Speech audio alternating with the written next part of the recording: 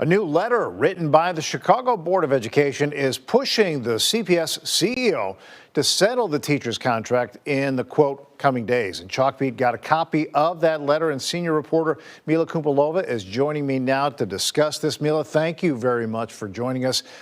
First of all, tell us what the letter said, talk about the tone and what the, the urgency is here.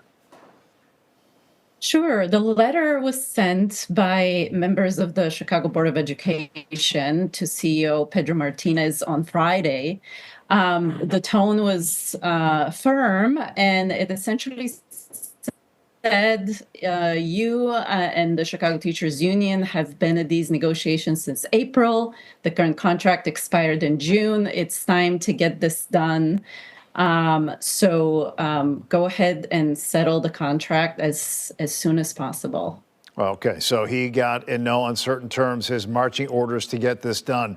How far apart are the two sides at this point when it comes to a teacher's contract? Well, from what we're hearing from both sides, there has been some significant headway in the negotiations that's happened in recent months, but there's still a lot of work to do. I think both sides would agree that there's some areas where a lot of daylight still remains between positions from CPS and the union. And those include things like staffing, class sizes, and some additional issues that still need to be resolved. The two sides were getting ready to bring in a neutral fact finder as part of the mediation process that they have been in for some time to size up the cost of proposals, the ability of the district to afford them, and issue a report in early January. So that fact finder is supposed to come into the picture next month. Kind of an arbitrator, right? I mean, how does that process supposed to work? There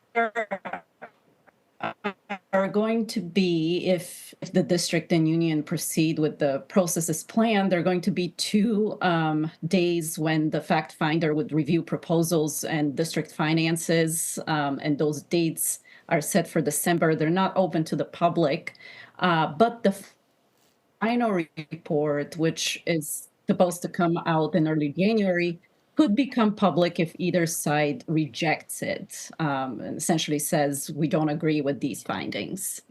Okay, so let's do a little background here. The last school board resigned because they did not want to get rid of Pedro Martinez.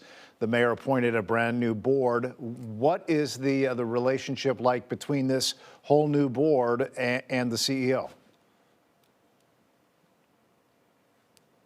Well, it really has felt like the new board came in very focused on scrutinizing the performance of CEO Pedro Martinez. They have really explored and put under scrutiny his ability to do something about planned closures of 7 campuses of the Acero charter network. So there were a lot of tough questions for him around, isn't there really more that he can do to prevent those closures?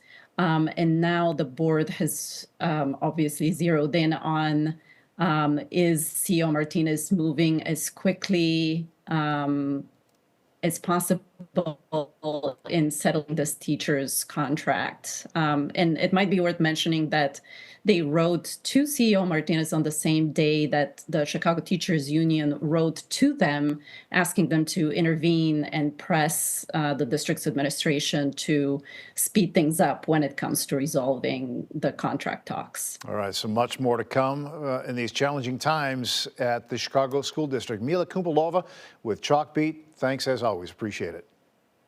Thanks so much for having me.